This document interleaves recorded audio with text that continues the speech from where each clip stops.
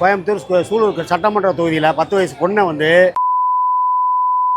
அதாவது குளத்தில் கொண்டு போட்டு இறந்துருச்சு. இந்த பொண்ணு முகமெல்லாம் ட்ரெஸ் ஆயிட் பண்ணிட்டாங்க. இது விஷயமா வந்து இதனால இந்த போராட்டம் வந்து அண்ணனுடைய அறிவுறுத்தல் பேரில் வந்து இன்னைக்கு வந்து நாம் தமிழர் கட்சியினுடைய பெரிய ஒரு போராட்டம் இன்னைக்கு பழைய பஸ் ஸ்டாண்டில் சூலூர் பெரிய பஸ் ஸ்டாண்டில் நடந்துக்கிட்டு இருக்கு. இதில் என்ன கருத்து அப்படின்னாக்க, இன்னைக்கு சட்ட ஒழுங்கு தமிழ்நாட்டில் கெட்டு போச்சு. இதை துறை சார்ந்த அமைச்சர் யார் அப்படின்னாக்கா விஜய் தான். கிட்டத்தட்ட 17 துறை அவர் கையில் வச்சிருக்காரு.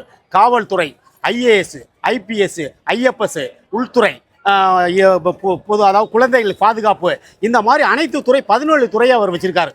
நான் என்ன கேட்குறேன்னா, அவர் ஆட்சியை வந்து ஆளும்போது என்ன சொல்கிறாங்கன்னா, தமிழ்நாட்டில் சீரழிந்து போச்சு, பெண்கள் வன்முறை நடக்குது, பாலியல் தொலை நடக்குது, இதற்கெல்லாம் ஒரு தீர்வு வர்றதுக்கு எனக்கு வாக்களின்னு சொல்லி தான் ஆட்சியில் அமைச்சார். புரியுங்களா? நான் என்ன கேட்குறேன்னா, உன்னுடைய துறை சார்ந்த நீ காவல்துறை உங்கள் கையில் இருக்குது.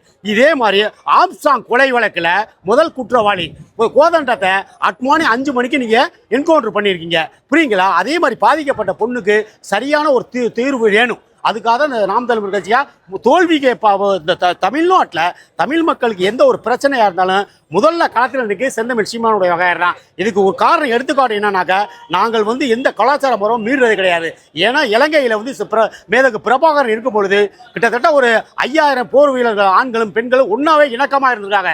எந்த பால்வினை அந்த மாதிரி ஒரு பிரச்சனையும் நடந்தது கிடையாது. இதனால தமிழ்நாட்டில் நீங்கள் வந்து பெண்களுக்கு நான் பாதுகாப்பு தருவேன்னு சொன்னனால தான் மக்கள் கிட்டத்தட்ட 1 கோடிக்கு மேலே பெண்கள் வாக்களிச்சிருக்காங்க. நீங்கள் நவீன திட்டங்கள்லாம் சொன்னீங்க, கவர்ச்சிகரமான திட்டம் சொன்னனால தான் மக்கள் நீங்கள் வாக்களித்து நீங்கள் CM சீட்டில் உட்காந்துருக்கீங்க. உங்களுடைய பொறுப்பு என்ன? நீங்கள் 15 துறையை வச்சு உங்களால் பராமரிக்க முடியுமா? காவல்துறை உங்கள் கையில் இருக்குது, IAS அதிகாரிகள் இருக்காங்க, IFS அதிகாரிகள் இருக்காங்க, ஏன்னா IPS அதிகாரி இருக்காங்க.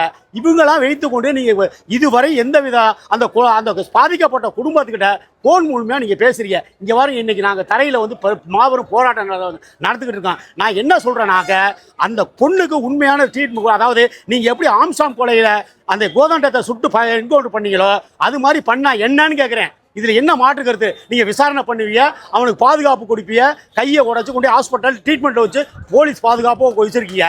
அது சம்மந்தப்பட்ட அதுக்கு சாட்சியாக அவனை கூட உள்ளவனை அப்ரூவராக போட்டுக்குங்க. இது கோர்ட்டுக்கு போகும். அங்கிட்டு 2 வக்கீல் உங்களுக்கு சாதகமாக சப்போர்ட் பண்ணுவாங்க. கோர்ட்டில் போய் இந்த தீர்ப்பு சாதகமாக போயிடும். அதனால இதனுடைய எதிர்காலம் இது மாதிரி பல்வேறு நிலைகளில் இருக்குது. புரியுங்களா? திருப்புவன சுதீஷ் மரணத்திலிருந்து நீ பார்த்தீங்கன்னாக்கா, அதாவது காது கேளாத கண்ணு தெரியாதவெல்லாம் கற்பழிக்கிறான். இதுக்கு மூல காரணம் என்ன? அடிப்படை ஃபண்டமெண்டல்ஸ் என்ன? இந்த CM உனக்கு தெரியாதா? எல்லா துறையும் 17 துறை உங்கள் கையில் வச்சு ஒரு துறையை பார்க்க உங்களுக்கு தகுதி கிடையாது. நான் என்ன சொல்கிறேன்னா, இதே காமராஜ் காலத்தில் போலீஸ் துறையை வந்து கக்கன் பார்த்தாரு. அது மாதிரி போலீஸ் துறைக்கு இன்னைக்கு விட்டுருங்க. MGR காலத்தில் MGR தனியாக ஒரு போலீஸ் துறைக்கு ஒரு அமைச்சரே வச்சிருந்தாரு. இன்னைக்கு நான் என்ன சொல்கிறேன்னா, இதுக்கு ஃபண்டமெண்டல் என்ன? மதுபானம், கஞ்சா, அபின், ஊசி, மாத்திரை எல்லாமே நடக்குது. என்ன சொன்னீங்க? கண்டிப்பாக நான் போதை வசலாம் க்ளோஸ் பண்ணேன்னு சொன்னீங்க. இப்போ கூட 717 மதுபான கடையை நான் மூடுறேன்னு சொன்னீங்க. எங்கே மூடுனீங்க? ஏதாவது ப்ரூவ் பண்ண முடியுமா? நான் என்ன சொல்கிறேன்னாக்க, பெண்கள் உங்களை நம்பி வாக்களிச்சிருக்காங்க. இந்த குடும்பம் நாஸ்தியாக போச்சு. அதுக்கு சரியான ட்ரீட்மெண்ட்டு நீங்கள் இதெல்லாம் விசாரணை கமிஷன் கொண்டு போனீங்கன்னாக்க, அவன் நாள் கடை அவனுக்கு 2 வக்கீல் வருவான். அவனை அப்ரூவராக போட்டிருக்கேன் கூட இருந்தவனை. இது காலம் கடந்துக்கே போயிருக்கோம். நீங்கள் எப்படி அதாவது நான் என்ன சொல்கிறேன், ஆம்ஸ்ட்ராங்குக்கு எப்படி ஒரு ட்ரீட்மெண்ட்டு கோதண்டத்தை அட்மானி 5 மணிக்கு சுட்டிகளோ அது மாதிரி நீங்கள் பண்ணால் இதில் என்னென்ன இது யார் எதிர்க்கிறது? தமிழ்நாட்டு மக்களை கொதித்திருக்காங்க. நான் என்ன சொல்கிறேன்னா, உன்னுடைய துறையை பார்க்கலன்னா வார்த்தாண்டா கொடு. ஏன் நீ 15 துறையை வச்சிருக்க? ஒரு துறையை வாங்குறதுக்கு உனக்கு வேலை இல்லை. இதே செந்தமிழ் CM இருந்தாக்கா ஸ்பாட்டுக்கு வந்துருப்பாரு. எதை பற்றி கவலைப்பட முடியாது. இன்னைக்கு பல பிரச்சனைனால உடனடியாக நீங்கள் அது போராட்டத்தை தொடங்கணும். இந்த இங்கே வந்து நாங்கள் போராட்டம் பண்ணுறோம். தமிழ்நாட்டில் எங்கே அட்டூழியம், அநியாயம், இந்த வாட்ஸ்அப்பு சார் மந்திரியெல்லாம் ஆடம்பரம் பண்ணுறான். நீ பார்த்தீங்கன்னா 20 காரில் போகிறான். மக்களுக்கு சேவை செய்ய வந்தியா? நீ ஆடம்பரம் வந்தியா? நான் மக்கள் உன்னை நம்பி ஓட்டு போட்டிருக்கு. நீ முறையா மக்களுக்கான ஆட்சியை நீ செய்யணும். முதல்ல நீ என்ன சொன்ன? மதுபான போதை வசலாம் க்ளோஸ் பண்ணுறோம்னா அதுக்கு உத்தரவாதம் கொடு. நீ அந்த IAS அதிகாரி கூப்பிடு, IPS அதிகாரி எல்லாம் கூப்பிடு. உன்னிட்ட தான் காவல்துறை இருக்கு. இருந்தா பாரு, இந்த டிபார்ட்மெண்ட்லாம் விளையாட்ட கொடுத்துருப்பாயா? உன்னால பார்க்க முடியாது. ஏன் பார்க்குறப்ப 17 துறை இருக்கு சார். ஒரு துறையை உன்னால் பார்க்க முடியாது. நான் கேட்ட கேள்விக்கு பதில் சொல்லணும். காவல்துறை உங்கள் கையில் இருக்கு. புரியுங்களா? என்ன நாச்சும் பண்ணலாம். புரியுங்களா?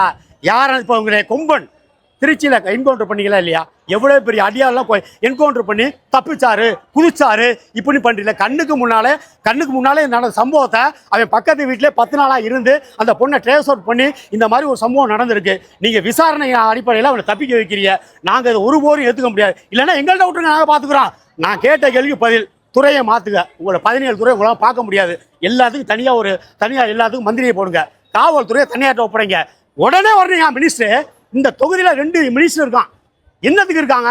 முடியாத ஒரு குடும்பத்தை பார்த்து இதுக்கு சரியான தீர்வு கொடுக்கணும். யாருமே பார்க்கல. இன்னைக்கு முதல் களத்தில் நிற்கிறது சீமான் பிள்ளைகள் தான் நிற்கிறோம். அதனால அங்கே பார்த்துக்கிட்டு இருக்க மாட்டோம். தோல்விக்கு இதுக்கு சம்மந்தங்களை தமிழ் தேசியவாதி, தமிழ் உறவுகள் உயிரை கொடுப்போம். கேட்ட கேள்விக்கு பதில் சொல்லணும். இன்னைக்கு பார்த்தியெல்லாம் சம்பாதிக்க நோக்கத்தை போயிட்டான். நான் என்ன சொல்கிறேன், அந்த விக்னேஷ் சொல்கிறேன், மதுபான மினிஸ்டர் விக்னேஷ் முறையா சார் மதுபான கடை மூடியா? நீ ஒரு இலவசம் தர வேண்டாம். நாட்டில் மதுபானத்துக்கு நீ வந்து மக்கள் எல்லாம் அடிமை ஆகிட்ட. போதை வஸ்து இருக்கு, எல்லா மெடிக்கல்லையும் ஊசி விற்கிறான், மாத்திரை விற்கிறான். கேளியா? சும்மா தமிழ் மக்கள்லாம் விட்டுட்டு போக முடியாது. நான் என்ன சொல்கிறேன், தமிழ்நாடு ஒரே நாடு தான் தமிழ்நாடுக்காருக்கு. புரியுதா? இஸ்லாமியருக்கு எடுத்துக்கிட்டா ஏயுன்னு இருக்குது. இதே கிறிஸ்டினுக்கு எடுத்துக்கிட்டாக்க இஸ்ரேல் இருக்குது. தமிழனுக்கு ஒரே நாடு தமிழ்நாடு தான். இதை நாங்கள் விட்டு கொடுக்க முடியாது. நான் என்ன சொல்கிறேன்னா, இதுக்கு தீர்வு உடனே காண வேண்டும். இமீடியட்டாக துறையை நீ உன்னை பராமரிக்கலாம், வேளாண்ட ஒப்படைச்சிருப்போம். அதுதான்